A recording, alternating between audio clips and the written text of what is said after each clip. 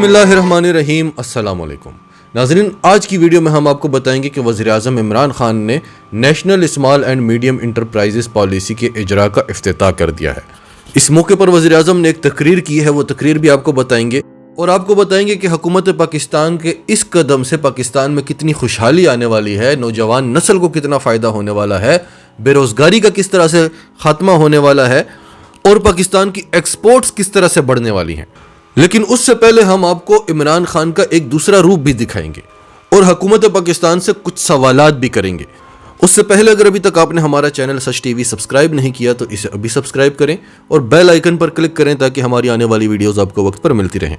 इमरान खान ने पाकिस्तान की एक्सपोर्ट्स को बढ़ाने के लिए और पाकिस्तान से बेरोजगारी को ख़त्म करने के लिए आज एक बहुत बड़ा कदम उठाया है। और आज की तकरीर में इमरान खान ने स्पेशली एक बात कही है कि वो इदारे जो नौजवानों के रोजगार में रुकावट बनते हैं उनके खिलाफ मैं खुद एक्शन लूंगा। क्या वज़ीर-ए-आज़म ने यह जवाब पाकिस्तान की क्रिप्टो सोसाइटी को दिया है? क्या यह जवाब वकार ज़का को दिया है? क्योंकि इस मुल्क में हजारों लाखों नौजवान हैं जो वज़ीर-ए-आज़म के जवाब के इंतजार में बैठे हुए हैं कि यह वकार ज़का के साथ क्या हुआ है। आप क्यों क्रिप्टो करेंसी को बैन करना चाहते हैं? आप क्यों लाखों नौजवानों के रोजगार पर लात मारना चाहते हैं? वकार ज़का ने डायरेक्ट आप पर इल्ज़ाम लगाया है, आपने अभी तक उसकी वजाहत क्यों नहीं दी? क्योंकि वकार ज़का जो आप पर इल्ज़ाम लगा रहा है उस पर यकीन नहीं आता।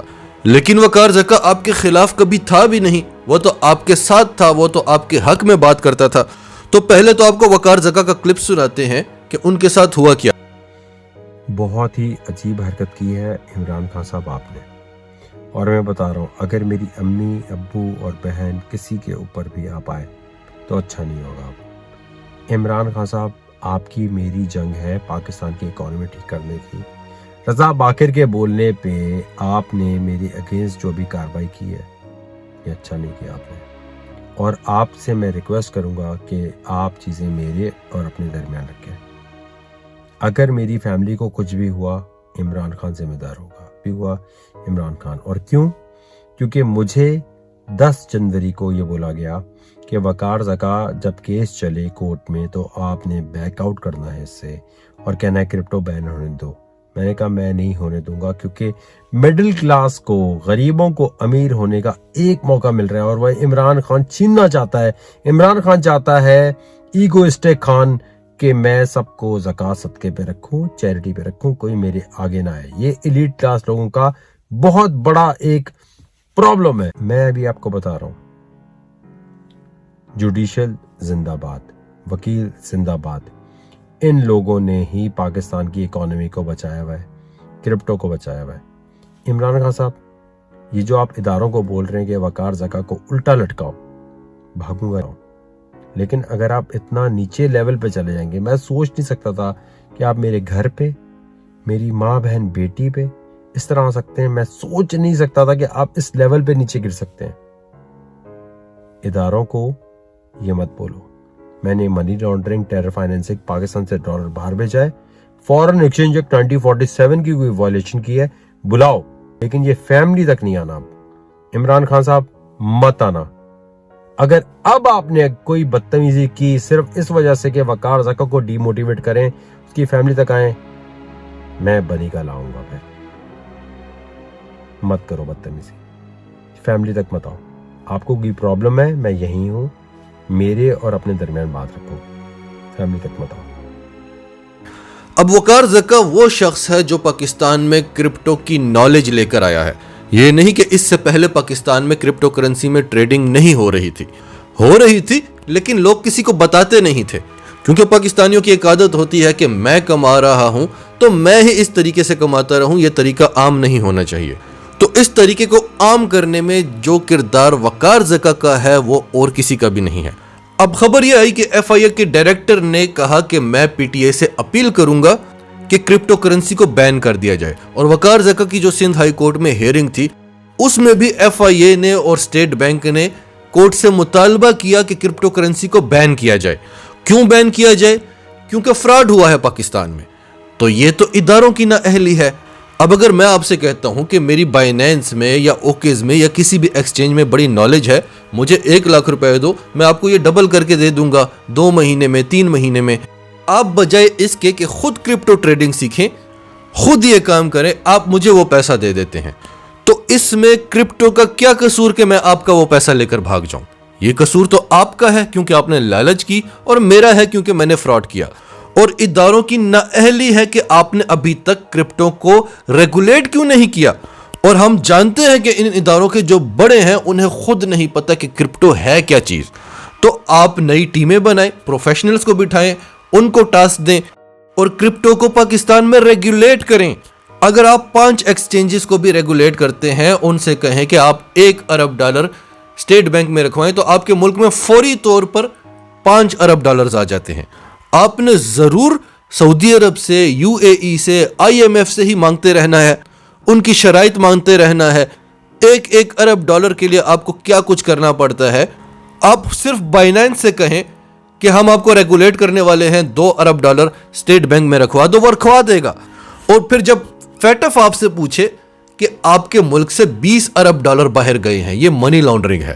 اگر آپ نے کرپٹو کو ریگولیٹ کیا ہوا ہے تو آپ فیٹف کو ریکارڈ بتا سکتے ہیں کہ یہ منی لانڈرنگ نہیں ہے، یہ پاکستانیوں نے کرپٹو میں انویسٹ کیا ہوا ہے اور یہ پیسے ڈبل ہو کر پاکستان ہی واپس آتے ہیں، اس کا منتھلی ریونیو بھی آتا ہے۔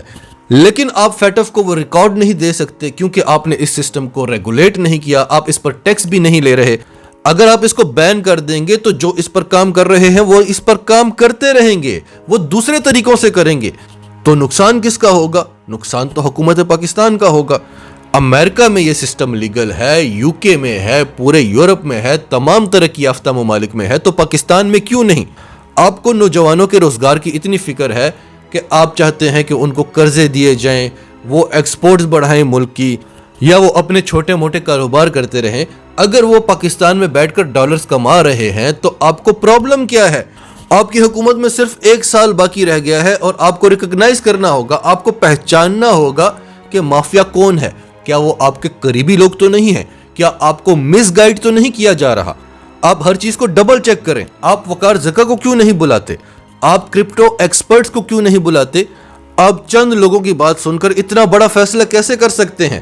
یہ جمہوری ملک ہے، یہاں پہ فیصلے عوام کے مفادات کو مد نظر رکھتے ہوئے ہوا کریں گے۔ یہ چین نہیں ہے جو اپنی عوام کو اپنے کنٹرول میں رکھنا چاہتا ہے کہ تم وہی کام کرو گے جو میں چاہتا ہوں۔ یہاں پہ لاکھوں نوجوان اگر ایک انڈسٹری سے پیسہ کما رہے ہیں تو آپ کیسے فیصلہ کر کے اس انڈسٹری کو پاکستان میں بین کر سکتے ہیں، اور کیوں کریں گے آپ؟ اگر آپ ایک سسٹم کو ریگولیٹ نہیں کرتے تو اس کا بوجھ وہ لوگ کیوں اٹھائیں جو لیگل کام کر رہے ہیں؟ آپ بڑے خوش ہوتے ہیں کہ پاکستان کی IT انڈسٹری نے $2 ارب کی ایکسپورٹس کو کراس کر دیا ہے، تو اس میں حکومت پاکستان کا کوئی کمال نہیں ہے۔ ایک نوجوان جو $100 کماتا ہے، جو $1000 کماتا ہے، وہ جس چینل سے بھی پیسے لیتا ہے اسے بتانا پڑتا ہے کہ وہ پیسے اس نے کس طرح سے کمائے ہیں۔ یعنی جو شخص باہر سے ملک میں پیسے لے کر آ رہا ہے اس کے لیے ہمیشہ مشکلات کھڑی ہوتی ہیں، اور اس سسٹم کی وجہ سے اسے مشکلات کا سامنا کرنا پڑتا ہے۔ وہ جگاڑ ڈھونڈتا ہے، وہ نئے طریقے ڈھونڈتا ہے، حالانکہ وہ لیگل کام کر رہا ہے، وہ ملک و قوم کی خدمت کر رہا ہے۔ اگر آپ آسانیاں پیدا کریں تو یہی $2 ارب ایک ہی سال میں $25 ارب کو آسانی سے ٹچ کر سکتے ہیں۔ آپ صرف فیس بک کو ہی مونیٹائز کروا لیتے۔ اس کے لیے آپ نے کیا کیا؟ ہر گھر میں کچھ نہ کچھ ڈالرز آتے رہیں اگر آپ فیس بک کو ہی مونیٹائز کروا لیں۔ تو وزیر اعظم صاحب، ہماری آپ سے اپیل ہے کہ اس طرف توجہ دیں، کیونکہ ہم جانتے ہیں کہ آپ کی نیت اچھی ہے، اور یہ کوئی چھوٹا فیصلہ نہیں ہے کہ چند لوگوں کی بات سن کر آپ یہ فیصلہ کر لیں گے جن کو کرپٹو کی ABC کا بھی نہیں پتا۔ یہ بہت بڑا فیصلہ ہے اور اس میں پاکستان کے ہزاروں خاندان چل رہے ہیں۔ تو ناظرین، اب آپ کو عمران خان کی تقریر سناتے ہیں، لیکن وہ اس ویڈیو کے دوسرے پارٹ میں سناتے ہیں کیونکہ یہ ویڈیو کافی لمبی ہو جائے گی۔ آپ ہمارے چینل پر بھی جا کر وہ تقریر دیکھ سکتے ہیں اور ہم ڈسکرپشن میں بھی اس کا لنک ڈال دیتے ہیں۔ ناظرین، کرپٹو کے حوالے سے اپنی رائے کا اظہار آپ نیچے دیے گئے کمنٹ باکس میں کر سکتے ہیں، اور اگر آپ ہمارے چینل پر نئے ہیں تو ابھی سچ ٹی وی کو سبسکرائب کریں، سچ ٹی وی فیملی کا حصہ بنیں، اور ہماری ویڈیوز پسند آئیں تو انہیں لائک کریں، شیئر کریں، تاکہ زیادہ سے زیادہ لوگوں تک یہ میسیجز پہنچتے رہیں۔